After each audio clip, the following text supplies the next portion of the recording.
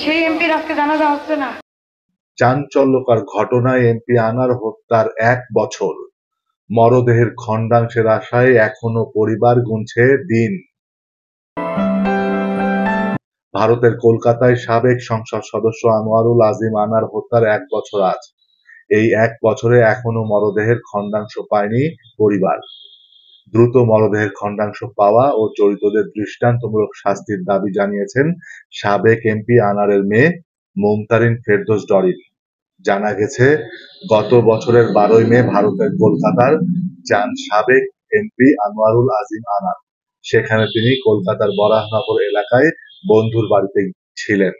এরপর ১৩ই মে বন্ধুর বাড়ি থেকে বের হয়ে আর ফেরেননি। সেই থেকে নিখোঁজ ছিলেন তিনি।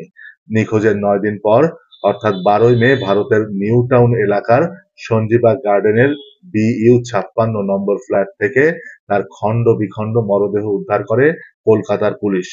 এরপর গণমাধ্যমে খবর প্রকাশিত হলে বিষয়টি জানাজানি হয়।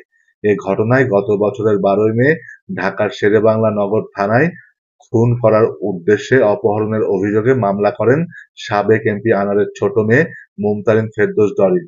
এখন পর্যন্ত সাবেক এমপি আনার হত্যার ঘটনায় ৯ জনকে গ্রেফতার করা হয়েছে। এর মধ্যে ৭ জনকে বাংলাদেশে ও ২ জনকে ভারত ও নেপালে আটক করা হয়। সাবেক এমপি আনার হত্যায় ঝিনাইদহ জেলা আওয়ামী লীগের সাধারণ সম্পাদক সাইদুল করিম মিন্টু ও ত্রাণ ও সমাজ কল্যাণ সম্পাদক কাজী কামাল আহমেদ বাবু গ্রেফতার হয়ে কারাগারে আছেন। কিন্তু এই হত্যাকাণ্ডের মূল মাস্টার মাইন্ড আনারের বন্ধু যুক্তরাষ্ট্র প্রবাসী আখতারুজ্জামান শাহীন ধরাছোঁয়ার বাইরে রয়েছেন। সাবেক এমপি আনারের মেয়ে মুমতারিন ফেরদৌস ডরিন বলেন, ২০২৪ সালের নভেম্বর মাসের শেষের দিকে ভারতে গিয়ে ডিএনএ দিয়েছি। মরদেহের খণ্ডাংশের সাথে তার ডিএনএ মিলেছে বলে ভারতের সিআইডি জানিয়েছেন, কিন্তু অফিসিয়াল ভাবে কোনো কাগজ এখনো পায়নি। ভারতের সিআইডি কয়েকবার চিঠি দিয়েছে, কিন্তু বাংলাদেশ থেকে কোনো সাড়া দেওয়া হচ্ছে না বলে অভিযোগ করেছেন তিনি। ডিএনএ রিপোর্টটি খুবই প্রয়োজন। তিনি আরো বলেন, হত্যার সাথে জড়িতরা ইতোমধ্যে জামিনের জন্য চেষ্টা করছেন। এই মুহূর্তে যদি তারা জামিন পায় তাহলে মামলার তদন্ত কার্যক্রম বাধাগ্রস্ত হবে। তিনি হত্যার সাথে জড়িতদের দৃষ্টান্তমূলক শাস্তির দাবি জানান। একজন আইন প্রণেতাকে এভাবে দেশের বাইরে হত্যার ঘটনা পৃথিবীতে বিরল। হত্যার ১ বছর কালীগঞ্জের বাড়িতে এতিমখানার শিশুদের দিয়ে কোরআন খতম ও মিলাদের ব্যবস্থা করা হয়েছে।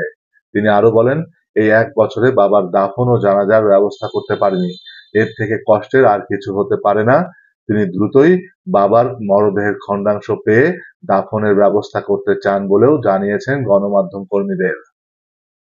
হাজার মানুষের জানাজার নামাজ পড়েছে, তার একটা বিগত দিনের প্রিভিয়াস নিউজ আছে যে জানাজা পড়া এমপি, সেই এমপির আজকে জানাজা হচ্ছে না।